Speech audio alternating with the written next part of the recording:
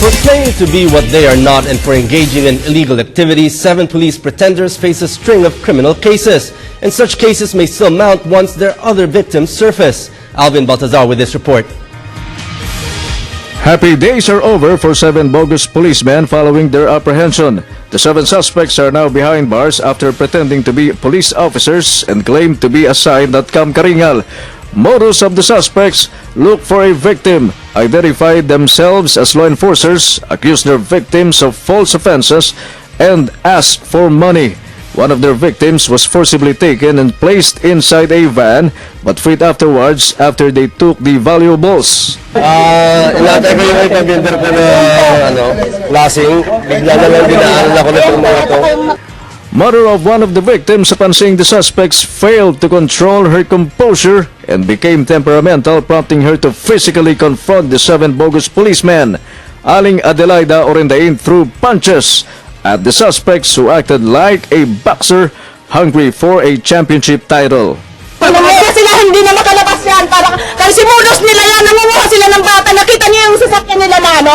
Nakita niyo yung sasakyan nila. Walang pinto yung kabila. Nandudukot na lang sila niya. Tapos ipapatubos nila sa mga magulang.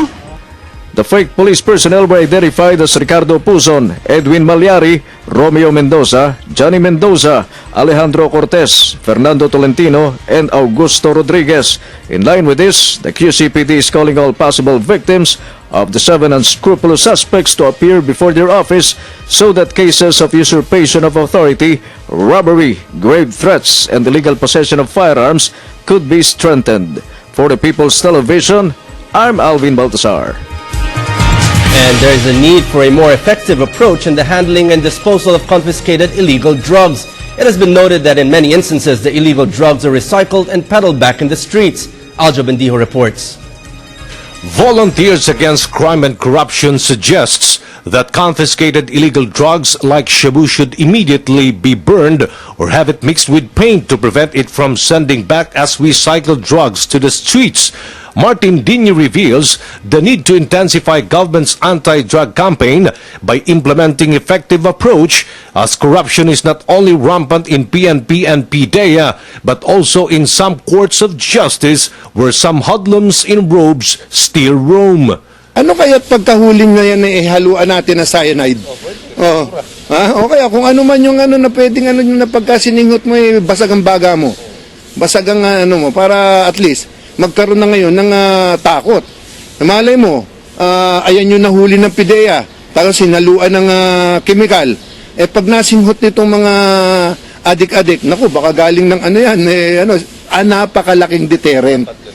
In an interview, Senator Franklin Drilon said that PDEA has not been efficiently managed and run by its present officials, particularly when PDEA head Jose Gutierrez could not answer his query regarding the illegal drugs confiscated by PDEA during operations. The senator was fuming mad when he heard that some of the drugs were eaten by rats or worse, recycled back to the streets. Under the rules of handling evidence, PDEA and government prosecutors should ask permission of a court to get only samples of seized illegal drugs to be presented during the hearing of the case. VACC sees it the other way around, saying that because of these mistakes, some, or worse, almost all arrested drug suspects' case have been dismissed despite of the evidence against them. Minado ang PDEA na 52% na lang ang panalo nila sa korte dahil nawawala yung kanilang mga witness na hindi nababantayan. At dito nga, hindi lang ho pulis pati ho piskal dahil pwedeng bayaran ng piskal ng mga drug lord. O doon, pag nakita namin na nilalaro ng piskal ang kaso, sumbong kami sa DOJ. Talaga may problema sa PDEA? Oo, at saka sa korte. Pati ho, pati sa mga judge, sinusumbong namin yan pagka nakita na. Susuhulan at susuhulan. At pagka nasuhulan yan, tapos ang tinrabaho na ilang taon ng ating PDEA, ng ating AIDSOP, yung surveillance, wala na yan. The Senate is yet to collate more evidence and information in support with its inquiry in aid of legislation against the alleged anomalies surrounding PDEA, while deferring first the agency's budget approval pending the result of their investigation. For the People's Television Network, Aljo Bendijo.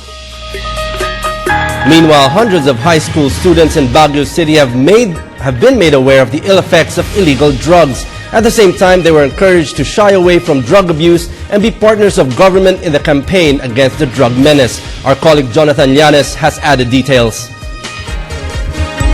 The Philippine Drug Enforcement Agency and the Supreme Prosecutor's Office of the Government of South Korea led the third leg of its anti-drug abuse project for some 600 students of the Pine City National High School in Baguio City.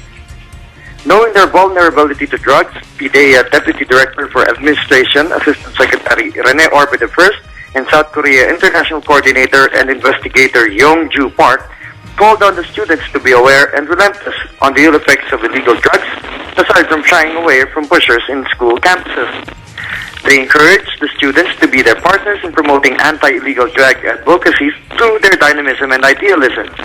The South Korean government handed over to the school officials a desktop computer and sports equipment that will be used by the students for positive development. Aside from Baguio City, Cebu and Tarlac underwent the same project, while Quezon City will be the last to benefit from the same kind of activity before the cooperation project ends in October of this year. The anti-drug abuse advocacy campaign in Baguio City has been organized by PDEA's International Cooperation and Foreign Affairs Service, Preventive Education and Community Involvement Service, and the PDEA Cordillera Regional Office. From the city of Baguio and for the People's Television, Jonathan Llanes.